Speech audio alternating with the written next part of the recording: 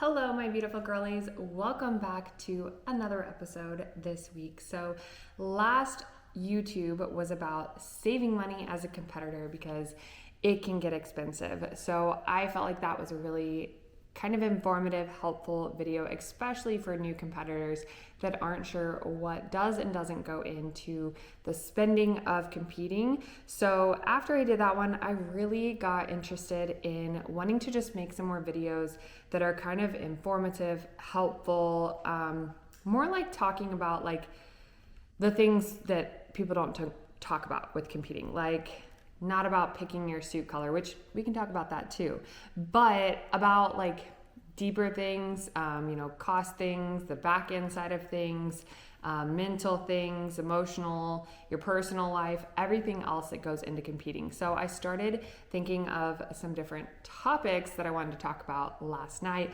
and I have a good one for us today, or at least I like it. And some of these, most of these, maybe all of these are ones that I have had to have some hard chats to myself about and swallow a little pride, eat a little slice of humble pie, and realize that these are probably some things that I should work on, realize, or improve and or fix in my day-to-day life with being a competitor. So before we get into it, we have a new background. We have my wedding photos back here. I love the natural light in our dining room. It is so pretty. If you guys have never seen any of our house, we never use this area, but it is really pretty and the lighting is great. So this will be a nice little backdrop, a nice little change up. And these chairs, we also never use or sit in them, but they're very comfy. I like they're very statuesque. Okay, enough of that.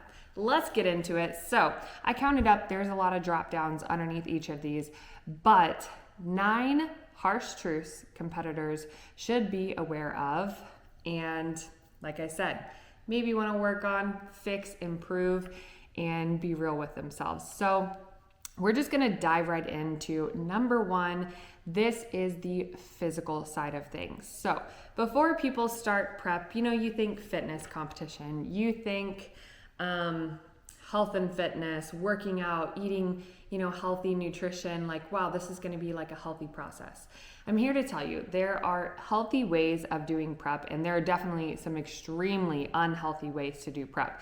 Like if you have a coach putting you on like 600 calories, like weeks out from a show and 2 hours of cardio, that's not healthy. That's not okay. You shouldn't be doing that show. You should pick a different show. You should pick a longer timeline. Like there are plenty of ways that you can go about prep in a much healthier way. But at the root of it, competing is not a health and fitness contest. It is an extreme sport. We are getting our bodies to an abnormal level of leanness. It is not walk around lean. It is not go to the beach. I just worked out for a couple of weeks and I look great. Although they did say that that's how it used to be. It's not anymore. So you are going to have hormonal swings. Yes. Even more than your normal cycle. So you're going to have ups and downs. The leaner you get, the farther into prep you get, and everyone is different. This won't apply to everyone. Maybe it'll be worse for some people, less for others, but you're going to have hormonal swings. You're going to feel more tired. You're going to feel more irritable. You're going to feel, it might actually affect your cycle. Some girls keep it all the way through. Some lose it but still have the symptoms. All of that's going to play into it.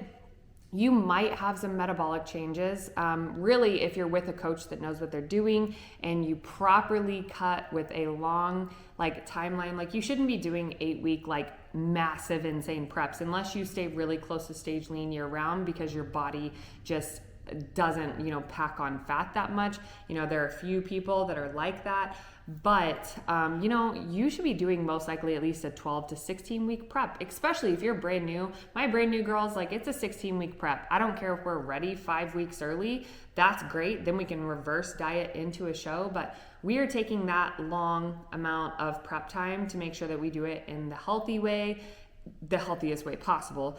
And it's not like any crazy extremes. So If you're doing it that way and you're reversing properly out of the show, you're not just packing on calories and dropping all your cardio at once and, doing just really dumb things with supplements that you shouldn't be doing, like, yeah, that's a whole different story. But, you could have some metabolic changes, a little slower metabolism, like if you totally crash bomb your reverse and then a harder time losing body fat the next round. All of this, it just depends on how well you do with prep and how well you do with your reverse, but that is a possibility that could happen. If you're doing it properly, it's pretty unlikely that your body won't adjust to it well. But so ultimately, we could go on and on for like 20 minutes, 2 hours, 5 weeks about hormonal, physical, everything changes that happen whenever we prep and we extreme diet. And I don't mean, again, the 600 calorie diet, but again, prep is extreme. It's an extreme level of leanness. So, just be aware if you are not ready to handle the extra tiredness, hormonal swings, hunger, that kind of stuff, it might not be for you. The next one. This is a big one. I talk about this all the time to my girls when they talk about it. I have been through many swings of this myself. I've competed for 8 years, so I've had multiple relationships with competing, of course, before I met my husband, and I'm now married. Adam and I have been together for 4 years this May, and we don't really have much struggle with it, but other relationships, people that didn't understand the world. But prepping and competing can affect your relationships if you really let it, especially if you don't get a handle on it. So I'm not saying that you should block out every kind of feeling that you're having with prep. Your partner, especially if you're married, if you're in a relationship, your spouse, your boyfriend, and if guys are watching this applies to you, your boyfriend, your girlfriend, whoever, they should be supportive. They should, if they really are truly your partner, they should be wanting you to do well. They should be wanting you to chase your dreams and go for your goals and, helping encourage you. Not that you should depend on that, but, they should want you to do well. And they should also understand that it's going to come with a little bit of challenge. That being said, you cannot put your feelings of so many feelings onto your partner. Don't dump your prep feelings onto your partner. And this applies for any relationships, friendships, families, like parents. If you have kids, especially kids, I can't relate to that one, but don't make your kids eat chicken and broccoli and never have a sweet treat or something fun just because you can't. That's not going to go over well with your kids. They're not going to like you very well after that. My parents didn't even know I competed for the first 3.5 years that I competed. And no one ever knew that I was in prep because I didn't make it a thing. I just talks about, I just don't, I don't want to eat that. I would rather eat this, or I would rather do this. And we even went out to restaurants and stuff, and I would be very precise with what I got. And they just came to know that that's, how I was with stuff. There were non-negotiables, with my workouts and everything like that. But when I got home from working out, or, we went out, I didn't let it affect what they ate. I didn't look at them all oh, you're eating a burger and fries. I can't have that, don't do that. Your family, your kids, your friends, your spouse, they are not prepping. They didn't choose to prep. They didn't choose to get to abnormal level of body fat percentage and get on stage and do the thing. You did. So don't dump that on them. You can't, I hate to, people talk about how prep is socially isolating. You let it become socially isolating. I went out on boat weekends. I went to movies with friends. I went to every holiday with my family. I never missed out. And this is almost, my first year of prep was a little bit rocky with some of this, but since that first year, for the last 7 years, I have consistently done this. I have worked as a nurse, working 13-hour shifts, many days a week. I have also, coached and competed and traveled and did all kinds of stuff while prepping. And again, I don't have kids, so I can't attest to that kind of busy, but having a spouse and having a full-time job and having an office, hospital job, I've had all of it and I've prepped around all of it. And is it easy? Absolutely not. It is not, but it is doable. So you can't skip out on everything just because you can't eat the food. Don't not go to your family Christmas just because you can't eat your favorite pie that grandma brings. You will 100% regret that. When did life become all about food anyways? Don't get me wrong, I am a foodie. I love food so much. I love sweets. It's bad. I am a sweetaholic. But when did it become all about that? Life is about making memories, and I know this all sounds corny, but sharing time, moments, enjoying the people that you're around. Really go into that family Christmas and think, oh, I want to catch up with, Aunt Jenny and see how her business is doing. I want to see how, grandma, what her favorite thing to bake is right now. Just random examples, but focus on the people that you're with. Focus on who you're around, on getting all the pictures for everyone at the family Christmas. Or, if you go out to the movies, I do this all the time. I will pack my own snacks because we did that growing up in a small town. So don't hate, don't come for me, but I will pack 3 crushed up rice cakes in a plastic bag. And if people are around me, want to get popcorn, they get popcorn and I eat my rice cakes, which to me kind of tastes like popcorn. You can even get some little salt and some seasoning and put on your rice cakes. Same thing. You're getting the same experience without eating the higher calories. Honestly, I do that now. Even whenever I can't eat the popcorn, I just kind of like my rice cakes sometimes. You can't project your hangries on other people either. Gosh, I've been there. It was my first year of prepping. And I let the hangries get to me. I did. It was so bad. People that knew me where I lived at the time at the Ozarks, they were the following year, they're yeah, you're a lot better this year. You were really grumpy last year. And when I think back on it, I laugh. I feel a little embarrassed. I do. But you live and you learn. I was only 24, 25. I was younger, not super young, but, I was that probably wasn't the best. I kind of acted like a child sometimes when I got really hangry and really grumpy with food. But that environment was honestly, it was a lot worse to be around because people were drinking and eating all kinds of food. So it was a lot more to be around. But still, you can't push that onto other people. It's not their problem that you're hungry. It is not their problem that you're tired and that you're doing cardio and workouts and, eating 1,300 calories. That's not their problem. That's not their fault. You chose to do that. You chose to be hungry. Guys, people are starving all across the world. I know that you hear that kind of stuff from your parents when you're little, when you don't want to finish your plate, whatever, but it is true. When you are sitting complaining about being hungry on prep, guys, we don't even know what hunger is. Absolutely not. I did 2 medical mission trips I just got goosebumps, to Nicaragua and Honduras. I went down there as a nurse, and I saw a mom with 4 kids tell me about walking 8 hours in the rain, in the mud, just to come get a warm meal and some Tylenol and ibuprofen for the year. For them. That's what she went through to get a warm meal. That's how hungry they were. That's how desperate they were for some Tylenol. I know that's extreme and dramatic, but it's true. You don't even know what hunger is. I don't know what hunger is. None of us do. So when you're really feeling it in prep, remember, you get the blessing of choosing to be hungry, not hungry because you don't have food or shelter or warmth or whatever else. So yeah, just remember that. That's a harsh truth. Don't get me wrong. I still have moments, even 8 years in, where I'm I'm so hungry, whatever. And I'm whoa, let's get back to reality. You're not hungry. You're probably just wanting to snack on some stuff you don't need.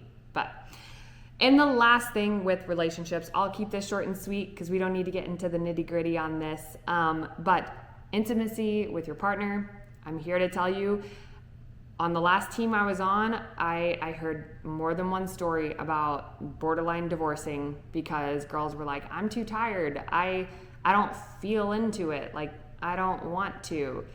Yeah.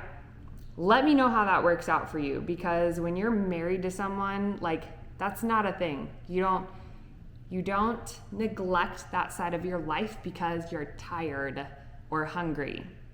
I'm sure your partner can understand at times, and maybe not frequently, but yeah, it's not a smart move. It's not a smart move for any relationship. So I'll leave that one at that, but I'm just telling you, I would get a handle on that one sooner than later, because I would say that your partner is going to be a lot less, guys or girls, they're going to be a lot less encouraging for you to compete and keep living your dream if they're being fully neglected in not even that, but just, emotionally, mentally, like any quality time, anything like that. Like, it's not going to go well. So next one, number 3, stage lean and show day look is not real life. That is not real life. That is not what you're going to look like on the day to day. That's not what you're going to look like 2 weeks post-show or 2 weeks pre-show. Again, there are a few people, a handful of people that just maintain a leaner body fat year round. I have 1 or 2 clients, they are eating so much food. Oh, you know what? I'll shout her out on this. Lisa, like my girl, Lisa Martin, she looks killer. She is building, she is growing. She has put on so much muscle since last year, but girl stays lean. She stays lean. It is crazy. Like, her prep is going to be one of those exceptions to the rules, like I talked about earlier. Maybe like 6 weeks. Like, it's crazy how lean she stays. She is the exception to the rule. That is not real life. That is not real life. And even her stage lean show day look is not what she is right now either. So if you can't handle seeing the swing of your body, then this sport might not be for you, or might not be for you right now, because you have to get used to seeing yourself be, and I am 0% encouraging you to be gaining 30 plus pounds in your off season. You should not be gaining 30 to 40 pounds in your off season unless you are some incredibly like insane genetic freak and can pack on like 10 pounds of it being muscle, which I highly doubt that's the case for like 99.9% of people watching this.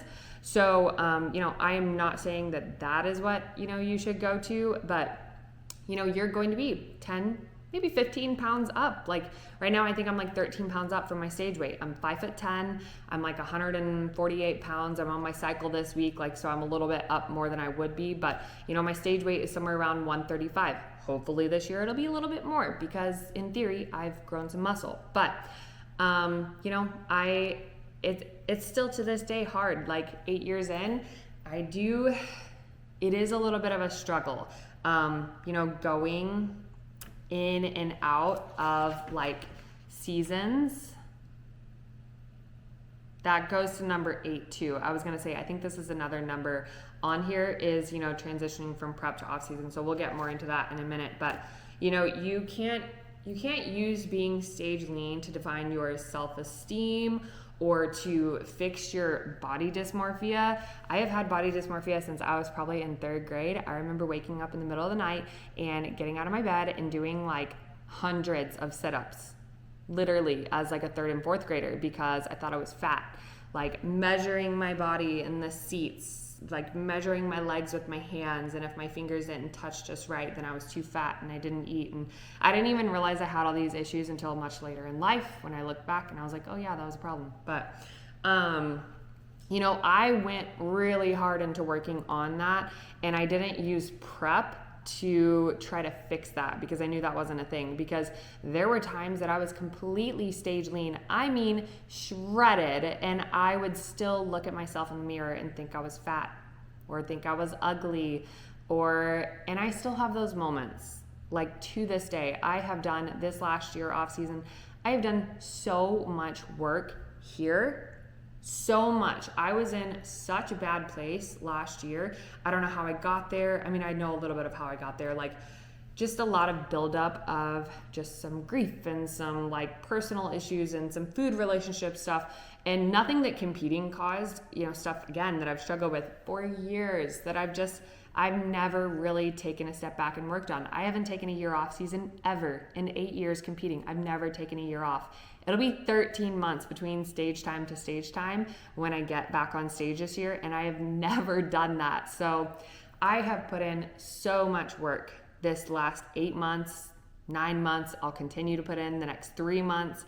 But, you are not going to fix how you think of yourself by being lean. If you don't like yourself when you're thicker in your off season, if you have that underlying issue, you're not going to like yourself when you're lean either. So you need to step back and, maybe work on that and try to work on your relationship with yourself and your, body image and everything before you think of competing, because again, stage lean is not going to fix that.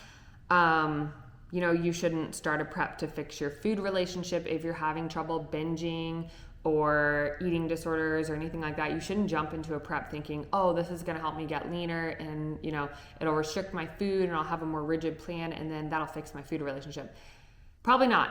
It's probably not going to. Just here to tell you, you shouldn't also and I've had coaches and I am a coach, but you shouldn't blame your coach for falling back into maybe some disordered eating or something. If you have that in your past, I had eating disorders in high school and in college, and prep, if you're not careful, can trigger some of that stuff. That's just the hardcore truth of it. Anything can trigger that kind of stuff. If you really have had issues with that, any stressful event in your life, any big life change, anything at work, so much stuff can come into play and trigger that. So you can't blame being in prep and be like, oh, well, I did a prep and my coach had me on lower calories and higher cardio, and then I binged and fell back into my disordered eating after that. It's their fault. They should have known. No, you should have known. You shouldn't be prepping and competing if you don't have a handle on that, because it's not going to make it better. It's not going to fix the issue. You need to work on that before you dive into something like this. Competing is not for the faint of heart. It is not. It is challenging mentally, physically, emotionally, in every way possible. So, and again, I'm not telling you not to compete. I want more competitors. Guys, this is my job. It is my life. It is my hobby. It's my passion. I think competing can do, I got goosebumps again. I think competing can do incredible things for you. It helped me quit being a nurse. I didn't want to be a nurse. I never wanted to be a nurse. I went to school for vocal music. I went into nursing because I knew I didn't want to be a music teacher. And then I wanted a job whenever I got out. So yeah, I was a nurse at 20 and did that until I figured out what I wanted to actually do and what I wanted to be. Competing brought me my best friend in the whole world, Savannah. We've been friends for, I think it'll be 6 years this year because of competing. It brought me so many relationships and friendships. It led me to Adam, being in my marriage now with Team Elite. It brought me to Vegas. It brought me all across the world, so much travel. I say world. I have been out of the country once with it, but all across the US, so many different places. It has taught me so much work ethic. It has showed me that my body and can do so much more than my mind used to tell it. It has brought me discipline in every area of my life. It is crazy the benefits that competing has had, but I will say the times that I was not mentally right or wasn't right with my food or felt myself, falling back into old patterns, even last year was one of those years, 7 years into competing, and I still had one of those years that I let the pressure, the comparison, the doubt, not feeling enough. That's my mantra of what I work on in therapy, is that I just don't feel like I'm enough. And, I let all of that get to me so much. It affected how every part of my body was. My gut issues was some of the worst they've ever been. Much improved now. So happy about that. But, my body just looked weird. It didn't look right. I did stay way too stage lean, last year's off season, and only did a 4-month off season. So that contributed to it as well. But I I realized that I needed to take a step back and work on, so many of the things that I'm telling you about. So then I could come back and I could really enjoy being on stage again. So by no means is any of this telling you like not to compete. I want you to compete, because if I had to name one thing that I've done in my life that's made the most impact on all areas of my life, it would be competing. There is no exaggeration of that. It has changed every aspect of my life and my being. It truly has been one of the biggest blessings God has brought me in my life, and I believe it's one of my platforms that God allows me to share my faith and everything else, because that is really important to me as well. So, sorry, that was a little segue, because I don't want this to sound too harsh, but these are things that you should realize and understand before you dive deep into competing, or if you're having a hard time, you should take a step back and process some of this before you maybe jump right into another season. So number 4, this is a big one, segue back to my last video of saving money and competing. If you do all of those things that I talked about and it's still going to be a penny pinching, stressful situation, you might need to hold off. Save some money for a year, do some growing. You're never going to lose benefit of taking a year off to build and grow, because these days, especially if you're doing bikini, you need a ton of muscle. And Fit Model, if you're brand new to fitness, you're gonna need a good amount of muscle to start out at Fit Model as well. But competing might not be for you at this moment if you're going into debt. You should not, as a grown adult, and by this, anyone competing has to be at least over 18 to 20 is the teen divisions. And even then, you should be managing your money on your own, or at least I was. I know that's not how it is these days for most younger ages, but you should be able to manage your money enough that you shouldn't be putting yourself into debt or thousands and thousands of dollars on credit cards to compete. I'm sorry, but it's, that is a harsh truth, and that one's a hard one for people. But save up for a year. Don't get that coffee twice a week that you get every single day. You do that every single week. That's $6 a day, $12 a week, $48 a month. By the time you add that up over the course of a year, you're going to have a show entry fee and your NPC card and maybe some towards your suit and stuff like that. And that's just one tiny little bit of savings. So, if you don't have the money to compete right now, that is something that you need to be real with. And if you don't have anyone that, is able to help you, that stress about not having the money, or just feeling the stress and the weight of it, having to take off work and things like that, it'll show up on how your physique looks because you're so stressed about that. So just kind of keep that in mind. Next one I had was, do you have the personality to handle the extremes? So again, some of these are kind of comparable to ones I've already talked about, but can you handle extreme levels of diet adherence and workouts?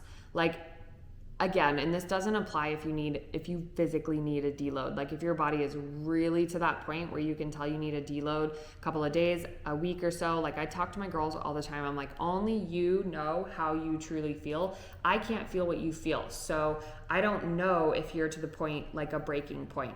Me personally, I can push through a lot before I hit that breaking point. And that goes with mentally, physically, I can really push through that kind of stuff, even if I'm tired, even if I don't want to. It's a mind battle. It's a mind over matter kind of thing.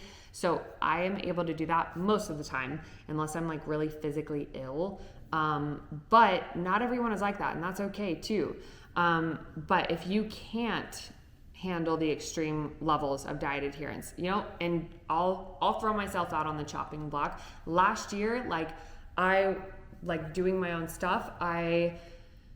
It wasn't that I didn't follow my plans that I had for myself, but I was definitely being a little bit more lenient here and there. My body was still leaning out. I was still making the progress, and I was oh, well, I guess this is okay that I'm doing this.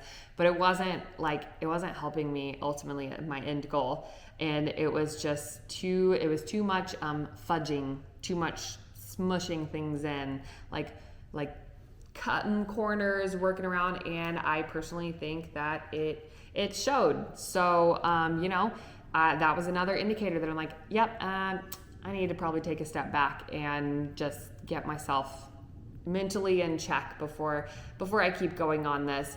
Workouts though, for me, I could work out all day, every day. Like, I love working out. It's such a stress relief. Like, I enjoy it. There's like, if I take 2-3 days off in a row, like, I am like desperately needing to go get a workout for the endorphins and the hormones, and like, I need that workout time. But, can you handle the extreme level of time and dedication it takes with your career? Are you like some crazy, like, work 80 hours a week, like CEO of a company? That's pretty intense. I have no idea what that's like. I don't do that. But if you are that person, if you can handle all the adherence of it and have it all planned out, have your meals ready, get your workouts, your cardio in, awesome. But if your career or maybe your family balance is too much, you might have to move things around before you're able to do that. All right, number 7, not everyone is meant to do multiple shows a year. I know that in theory it sounds great to do shows all year long, to prep all year long, to do all the shows that you want. Let's say financials or work or kids, like anything like that, are not an issue, and you could literally do every single show you wanted to do from January to December. That's great, but it's not for everyone. Can you diet for the full year? Can you take limited breaks or like refeeds with all the holidays throughout the whole year, with all of the birthdays, anniversaries, kids' birthdays, all the parties, anything you're going to go to? Can you handle that? If so, that's awesome. If not, then you might need to pick and choose when you compete throughout the year. Does your body maintain muscle all year long?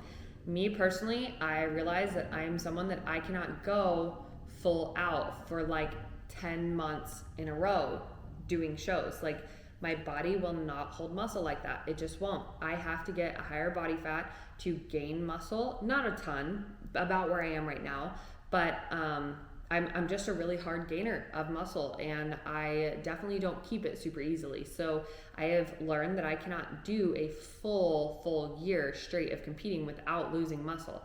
And everybody to an extent is probably going to lose a little bit, but like I definitely am one that will lose more so doing that. So, you have to realize, like, what are the physical limits of your body?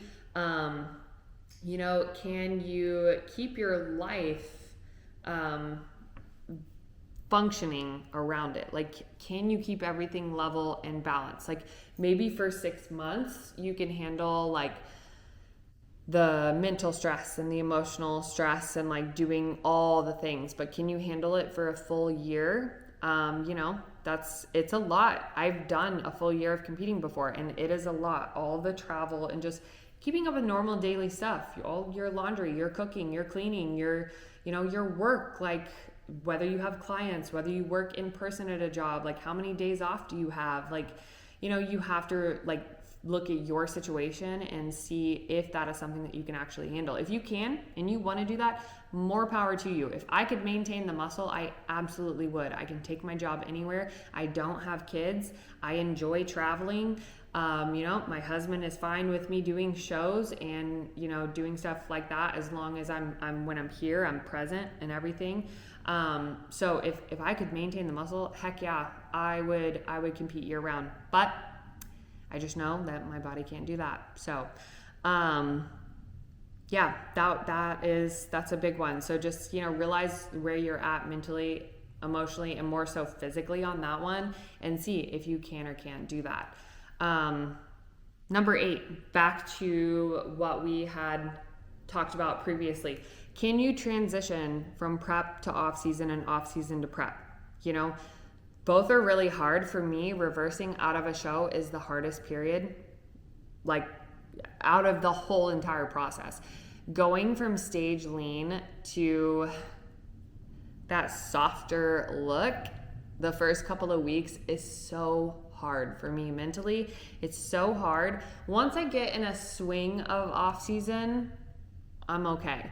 And coming from off season to prep is not so much about the looks. Like, who doesn't like looking leaner and more shredded every week? Obviously, that's going to be a benefit, like a plus mentally. But the thing with off season to prep, can you handle that hunger shift?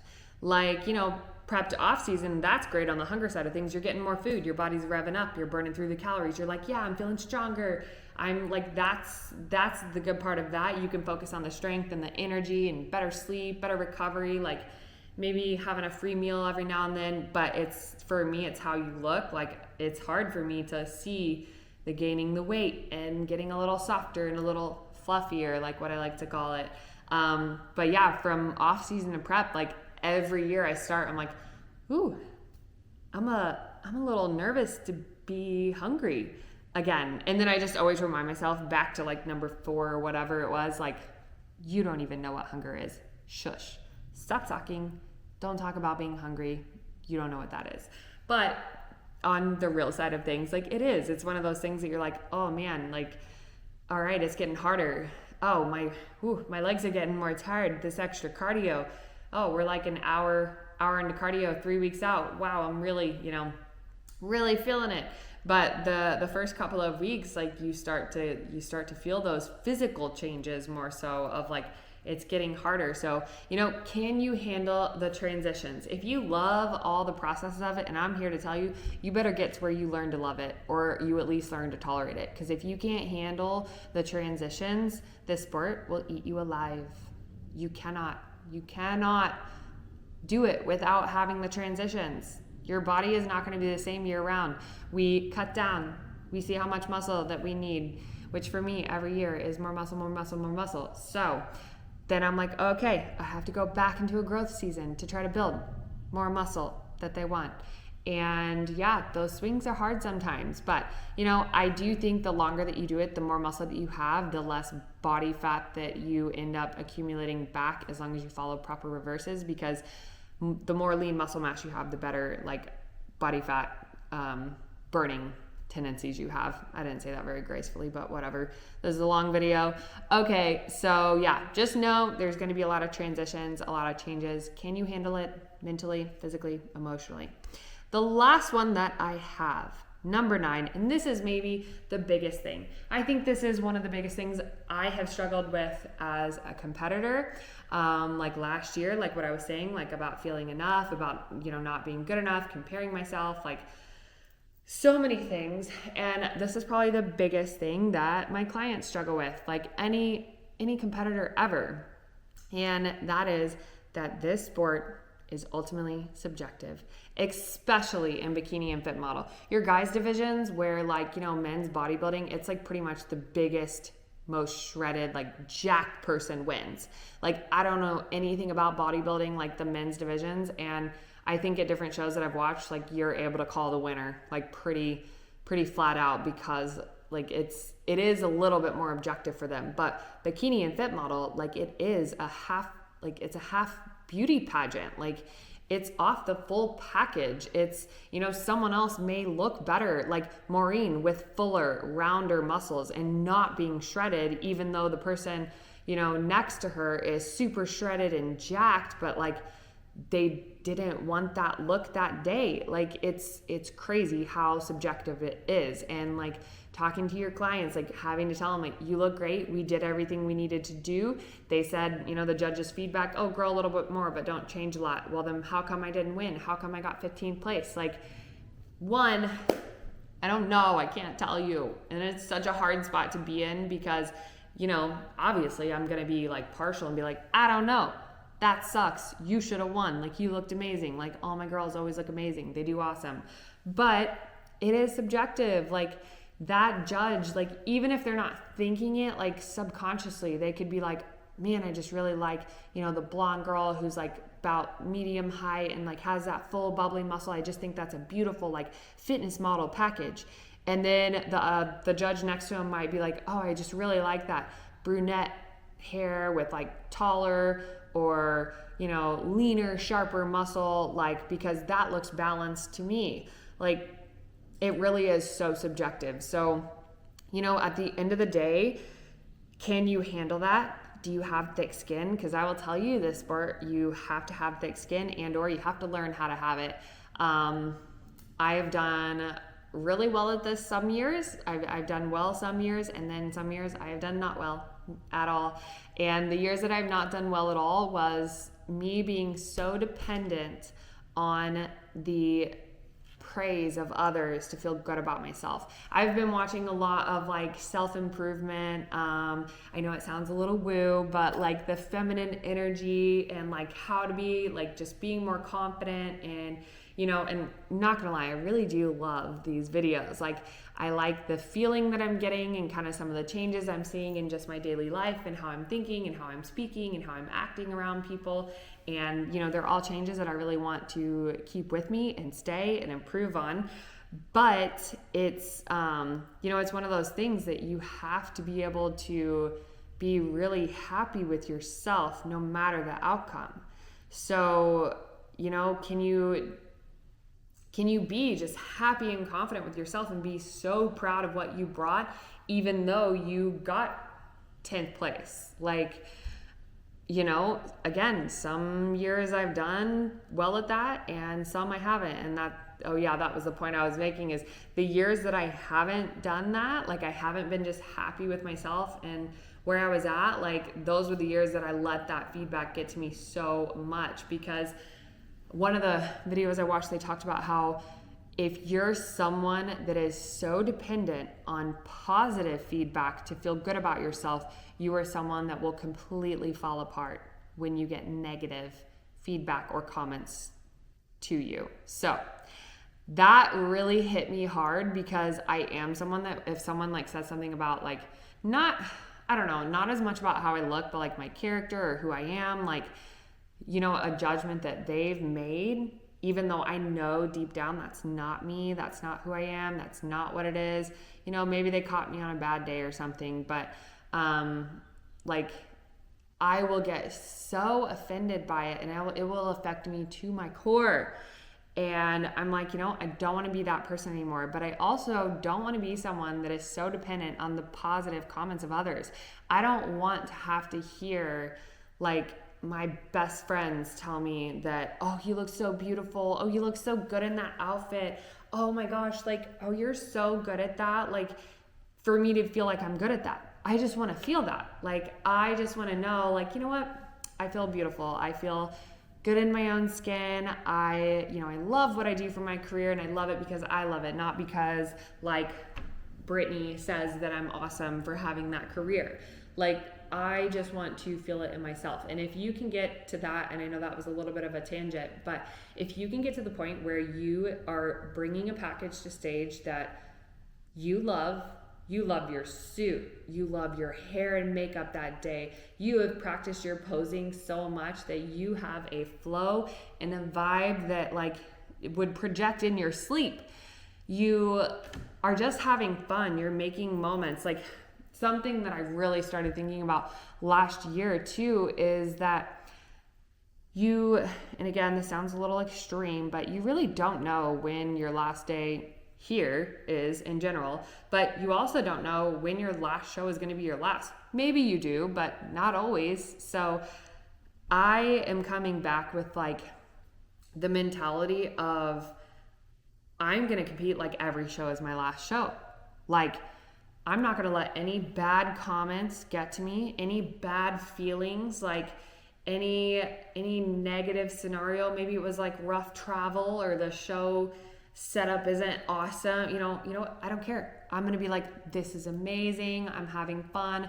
I'm going to focus on making memories, take more pictures.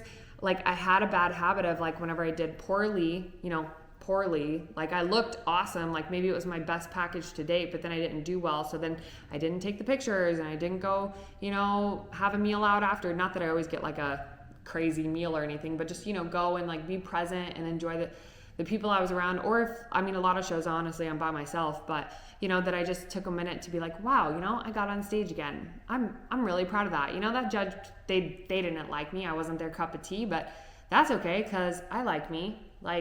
Because I got to thinking there are different women in this sport that I know and that I think have beautiful physiques. I think they're gorgeous. I think they have amazing posing. I think their muscular structure is incredible.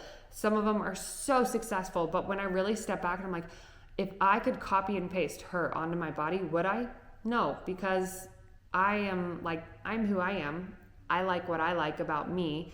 And, I think you just have to get to where you can take feedback with a grain of salt. If you physically need to grow more muscle and the judges tell you need to grow more muscle, then yeah, that's not being subjective, that's being objective. Now, sometimes it is whenever they're like, oh, just a hair more of this or whatever, and the girl that plays 5 points above you or whatever is smaller than you. I don't know. But, take it with a grain of salt. Do what you want with it. But at the end of the day, you still have to be happy with what you bring to the stage. If you do not have a why, and I know you guys, if you compete, you hear this all the time, find your why, find your reason, find why you want to compete, why it means so much to you. It is really important. If you don't have a why and you're only doing it for the physical aesthetic side of it and the praise and the trophy and the win, you are going to be eaten alive in this sport. Maybe you're going to be that one-off random person that just does really well all the time. Maybe you win every show that you do, and that is amazing. I am super happy for you if you do that. I have not. I've competed 34 or 35 times, and I've only won 2 shows. I've gotten 4 or 5 pro placings, 4, something like that. I think 4. A third, a fourth, and 2 fifths, I think, and then 1 sixth that I think I did technically get a medal for. I can't remember. Anyways, but I've done well in the sport, but I've only won twice, and I've competed 34 or 35 times. That's a lot of losing. That is a lot of opportunities for me to completely fall apart if my self-worth and everything that I am is only in the win. So I think if you are not able to understand that this sport has a lot of subjective opinions, and you're not able to understand that you may not be everyone's cup of tea, even if you look every bit of the part, not everybody is meant for every single cool, crazy, big thing that happens. I say this stuff all the time. Not everyone in life is meant for every blessing. If you can still compete and have fun with it, maybe you never win, but you enjoy it, then that's awesome. But if you're only competing for the first place win, and that's the only thing driving you, it will tear you apart. This sport will tear you apart. So that is my biggest harsh truth of this. If you cannot handle the subjectiveness of this sport, this might not be for you, because blaming your coach or blaming your family or friends because they weren't supportive enough, or blaming someone else that you didn't win, is not going to get you anywhere, and it's not going to make you win the next time. Mouthing other girls that win and trash talking them after is not going to be a good look. It's just not a good look, and it's not going to get you any closer to that first place win. So realize that this sport is subjective and that you need to be happy. And I get it. Everyone goes to win. I'm not saying don't try to go and win, because I go to win every show. I can be realistic on the shows that I know I'm probably not going to win based on who is there. But there's always a chance. There is always a chance. Any day can be anyone's day. But I don't go in ultimately thinking that. So, if you can go in and be happy with where you're at, happy with what you brought, and okay whether you win or lose, and you just love the sport for the love of it, and you have your why, then I think that the sport is for you. But if not, then you might need to look into something that is not so aesthetic based, because sometimes it can really get to you. Which pretty much wraps up. That is my whole list. I do have some other videos, other topics kind of popped up in my brain. I've wrote out on here, but I want to know what you guys want to hear about. What other topics do you want to hear about like this? Mistakes people make, things to bring backstage, the do's and don'ts, I don't know, anything that you guys want to hear about and chat about, I would love to go over. I am really enjoying this kind of type of video, and hopefully being able to just share some of the knowledge and experience that I have gained over 8 years of competing to any of you newer competitors, or just, you know, another seasoned competitor that just needs to hear it from someone again. Like my best friend and I, we go back and forth. We each have our moments where we're in it, we're feeling it, we're in the feels, and the other one's like, hey, you know, you need to get over yourself, like get it together, like remember your why. Like, you know, they're just repeating stuff that you say to other people too, but sometimes you just need to hear it yourself. So I hope you guys enjoyed this. Let me know what you want to hear from me. Maybe let me know another, you know, if you have any random advice, like another harsh truth about competing that you have learned through your experience and that you would want to share. Drop it in the comments below. Make sure to like this video, subscribe, and comment with a black heart emoji if you made it all the way to the end. Thank you guys for watching, and I hope to see you back in the next one.